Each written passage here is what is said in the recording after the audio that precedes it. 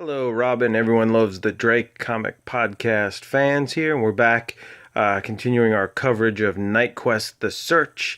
And here we're kind of in the home stretch with a three-part story called Quarry from Legends of the Dark Knight. And we're going to look at today Legends of the Dark Knight number 59. It comes out April 94. And this is called sorry about that. Part 1 of 3. And yeah, it doesn't have a special name. It's just 1 of 3, Quarry. Unlike the last couple issues that had a different title for each one. Those were the Shadow of the Bat ones. So started off, look at these awesome covers. I know the light's a little low here and there's a little bit of a shine, but man, these covers are so amazing. They're Norm Breyfogle or Breyfogle, I guess you pronounce it, covers. And he does not do the art. He does not do the interior art. Ron Wagner does the first issue here. But these are so good that I reached out to Mr. Breyfogle on Facebook and asked him, were these painted? And he was so cool. He replied back here. I've got it up here. And his response, here's my little blurb to him. And Mr. Breyfogle, Norm, wrote back and said, I asked him, what did I ask him? I said, I'm getting ready to review these for my YouTube channel, which I'm doing right now. I absolutely love these covers where they painted. They are so beautiful. And he wrote back and said, yes, they were painted with other media added. I'm particularly proud of the third one above. And that third one looks really cool. So awesome covers. So part 1, as you can see from the cover here, you can see there Big Ben. So it's going to start off here in England. And get out of there, Claire. You can see that it's very reminiscent to Bruce Wayne's parents being killed. A lot of times in Crime Alley, they like to put that circle, but yet that's not Bruce Wayne, and that's 2 other kids. So makes you kind of think. And as I said, this art by Ron Wagner, story by Denny O'Neil. And it starts off, and Bruce Wayne is at a doctor's office here, and he looks like he's in a lot of pain, and the doctor's basically telling Bruce, hey, look, man, you messed up.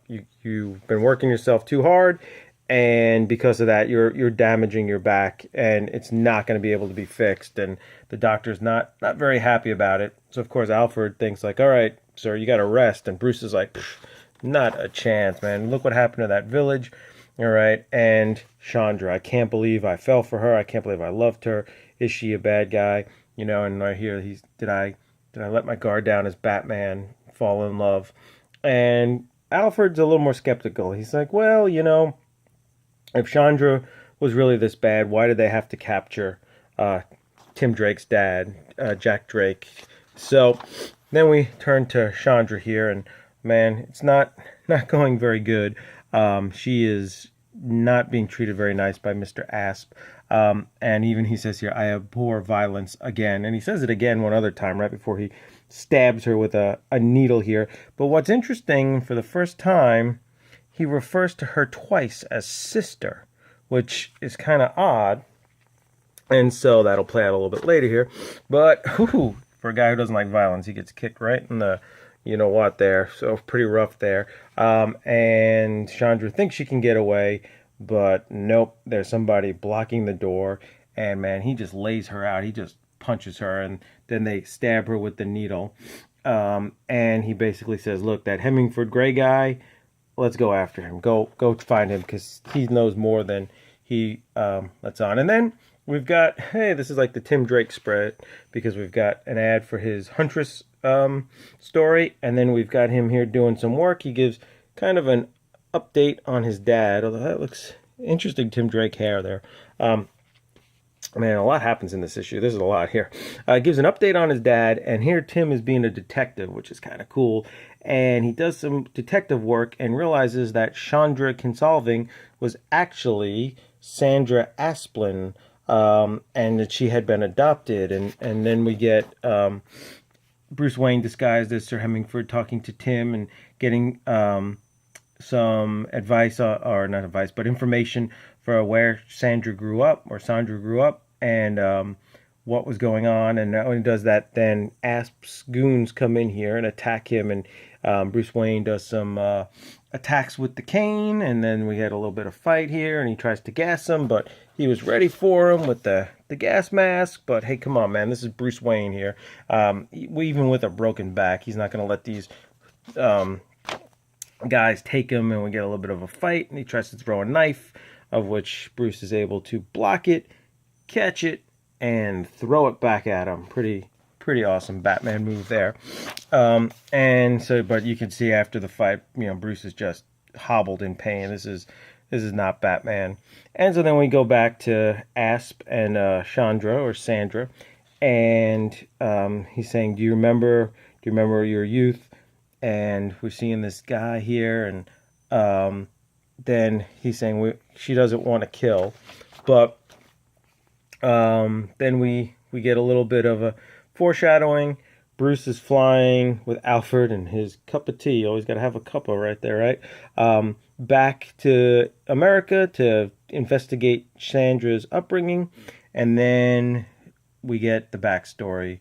Asp kind of fills it in by reminding Sandra of her past, and that's their way to find out about it.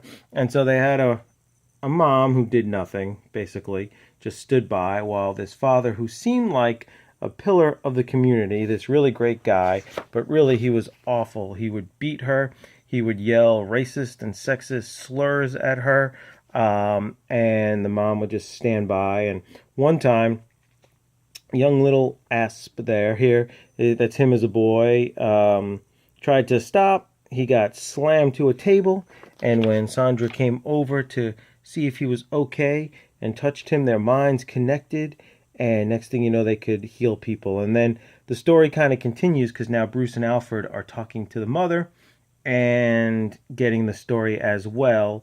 And Bruce even asks, he says, he was such a racist. Why did he adopt, right here, he says, why does he adopt a black child? And she basically says one of the probably most awful things in comics, that he that's why he adopted her, so he could beat her. And so then we see at one point, when he was really mean and had this whip that he was going to beat them with, the two kids concentrated and they sent a death ray out to him, and it killed him. And so Sandra does not want to go back, but look at Asp smiling there. He's so happy. He wants to do it some more. Dead. And so they get together and they send out the death ray this time. Chandra was kind of forced to do it, and they kill the mother right as Bruce Wayne is sitting there, and Alfred's kind of shocked, and Bruce is just sitting there. And then we get, let's kill the next guy, Hemingford Gray, who is secretly Bruce Wayne. So continued next issue. So how does the death ray work on somebody with a secret identity? Will it work? Does he have to have that helmet, kind of like the Riddler? And let's see, there's something back here. I miss Milestone Comics. That was so good. But anyway, we will see. Oh, this was a cool ad here. It's like an old TV guide. But anyway, Parallax. But anyway, we'll see you next time, and we'll review some more Knightquest: The Crusade.